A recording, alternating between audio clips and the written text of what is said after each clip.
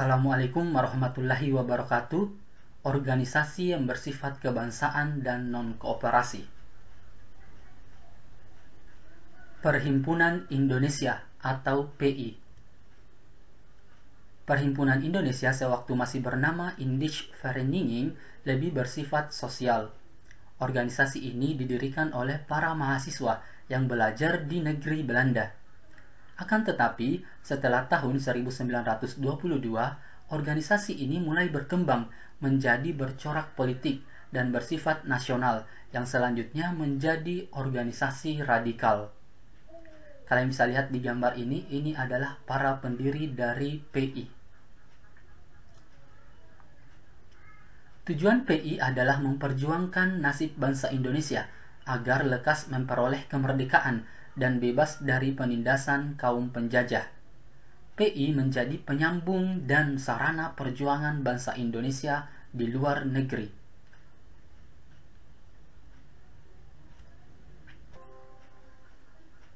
Perhimpunan Indonesia juga semakin mendorong dan menggiatkan perjuangan berbagai organisasi pergerakan di tanah air. Pada perjuangan selanjutnya, PI menerbitkan majalah yang bernama Indonesia Merdeka. Kegiatan dan perkembangan PI dinilai membahayakan pemerintah kolonial Belanda, sehingga beberapa pemimpinnya ditangkap. Pada tahun 1927, Muhammad Hatta, Nazir Pamuntjak, Abdul Majid Djosodiningrat, dan Ali Sastroamidjojo ditangkap. Setahun kemudian mereka diajukan ke pengadilan di Den Haag, tetapi mereka tidak terbukti bersalah. Akhirnya mereka dibebaskan. Perhimpunan Indonesia memiliki cita-cita yang tertuang dalam 4 pokok ideologinya. Yang pertama, mengesampingkan pembedaan-pembedaan sempit yang terkait dengan kedaerahan, serta dibentuk suatu kesatuan aksi untuk melawan Belanda, guna menciptakan negara kebangsaan Indonesia yang merdeka dan bersatu. Yang kedua, solidaritas. Yang ketiga, non-kooperasi. Dan yang keempat, perjuangan yang dilakukan haruslah mengandalkan kekuatan diri sendiri.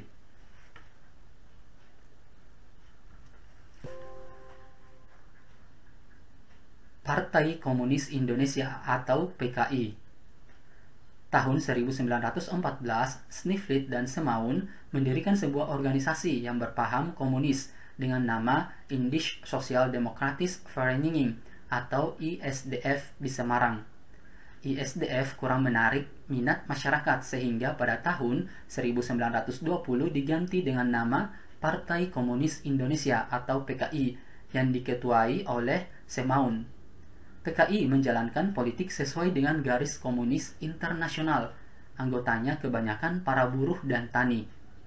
Untuk mencari massa, PKI melakukan infiltrasi atau penyusupan ke dalam organisasi lain seperti SI, sehingga SI pecah menjadi SI putih dan SI merah. PKI cenderung mementingkan kemenangan partainya dan sering melakukan pemogokan.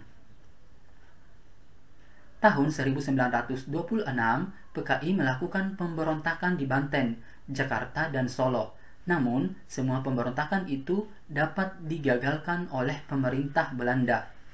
Tokoh-tokohnya ditangkap dan dibuang ke Digul, tetapi ada juga yang berhasil meloloskan diri, misalnya Tan Malaka meloloskan diri ke luar negeri.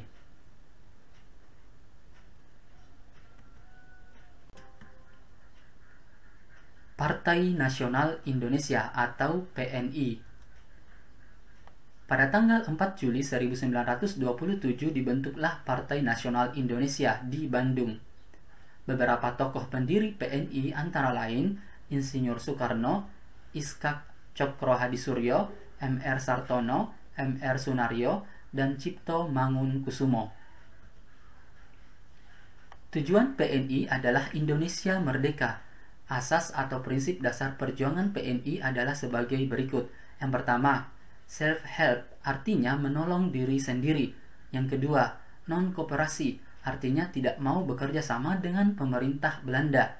Yang ketiga, merahainisme, artinya memperjuangkan rakyat kecil.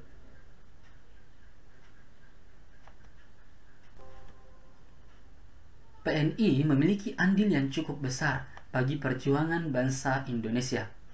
Insinyur Soekarno sebagai pimpinan PNI dengan kepandaiannya berpidato telah mempropagandakan ide-ide dan program-program PNI dengan cemerlang. Oleh karena itu, pengaruh PNI makin luas dan anggotanya pun makin besar. Kegiatannya makin meningkat. Perkembangan PNI ternyata mengkhawatirkan pihak pemerintah Belanda sehingga kegiatannya dibatasi. Tanggal 29 Desember 1929, Insinyur Soekarno, Maskun, Gatot, dan Supriyadinata ditangkap. Tahun 1930, mereka diajukan ke pengadilan di Bandung. Di depan pengadilan, Insinyur Soekarno mengemukakan pidato pembelaannya dengan judul Indonesia Menggugat. Jauh sebelum memilih jalan hidupnya masing-masing, tiga tokoh pergerakan yaitu Soekarno, Semoen, dan Kertosoewirjo telah tinggal bersama. Mereka menjadi murid dari pemimpin Sarekat Islam Haji Umar Said Cokroaminoto di sebuah jalan kecil bernama Gang Paneleh 7 di tepi Sungai Kalimas, Surabaya. Rumah Cokroaminoto berada. Rumah itu bernomor 2931.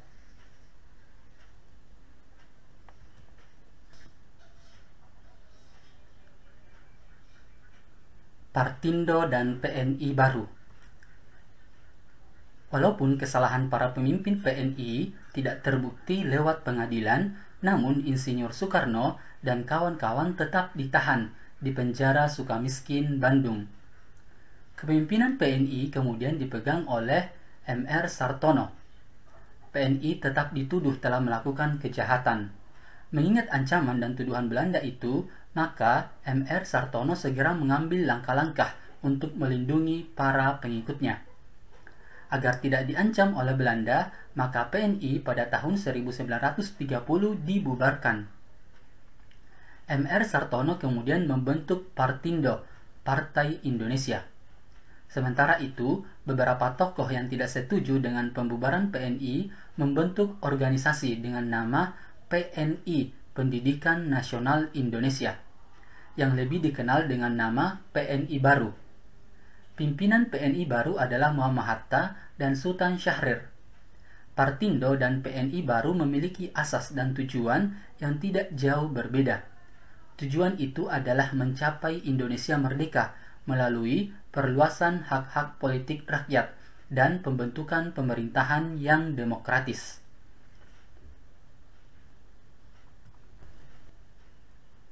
Meskipun mendapat pembatasan-pembatasan dan pelarangan, tokoh-tokoh Partindo tidak pernah menggubrisnya.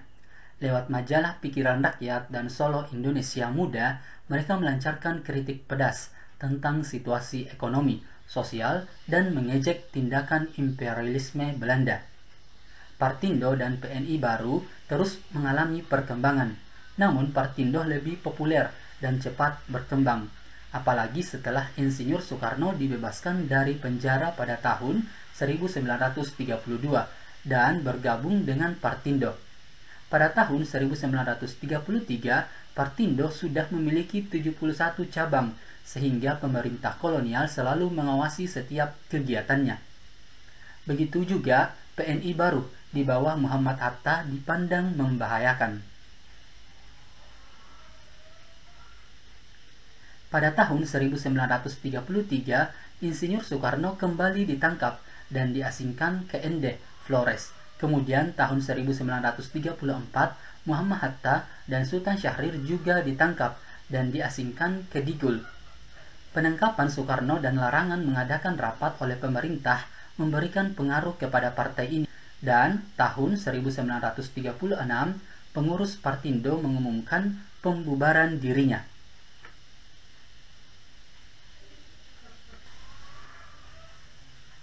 Taman Siswa. Taman Siswa adalah organisasi sosial yang menekankan gerakannya pada bidang pendidikan. Didirikan oleh Suwardi Suryaningrat atau Ki Hajar Dewantara pada tanggal 3 Juli 1922 di Yogyakarta. Ki Hajar Dewantara menyadari bahwa untuk mengangkat derajat dan martabat rakyat diperlukan pendidikan dan pembinaan kebudayaan. Sehubungan dengan itu, maka beliau mendirikan sekolah dengan sistem Among. Prinsip pendidikan dan semboyan yang dikembangkan oleh Taman Siswa adalah yang pertama, Ingarso Suntulada, di depan memberi teladan. Yang kedua, Ingmadya Mangun Karsa, di tengah aktif dan menggerakkan kegiatan.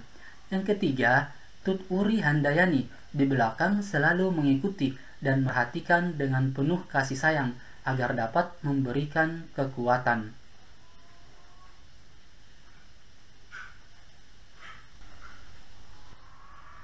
Ki Hajar Dewantara telah menjadi perintis sistem pendidikan nasional, sehingga tanggal lahir beliau 2 Mei 1889 diperingati sebagai Hari Pendidikan Nasional. Pendidikan Taman Siswa telah dapat menggelorakan semangat kebangsaan.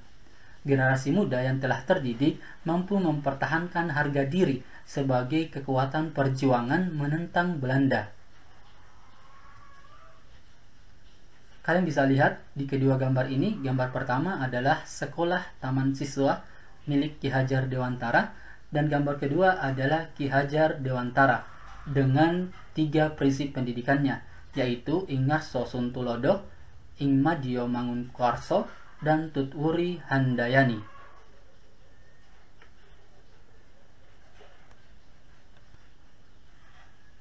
Oke, cukup sekian pembahasannya. Terima kasih. Assalamualaikum warahmatullahi wabarakatuh.